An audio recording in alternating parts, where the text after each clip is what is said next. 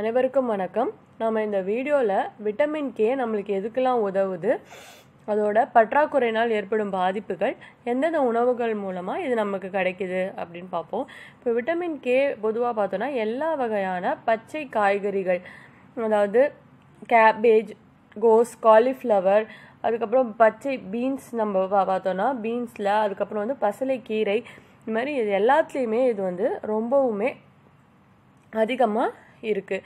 இப்போ இது நம்மளுக்கு உடம்புல என்ன பாதிப்பு ஏற்படும் அப்படின்னு சொல்கிறாங்க அப்படின்னா, நம்ம உடம்புல ப்ளீடிங் ரொம்பவுமே அதிகமாக இருக்கும் அப்படின்னு சொல்கிறாங்க. ரத்தம் உறைவை இது கட்டுப்படுத்தாமல் போயிடும். அதனால் விட்டமின் கே பற்றாக்குறை ஆனால் ரொம்ப ரேர் தான்.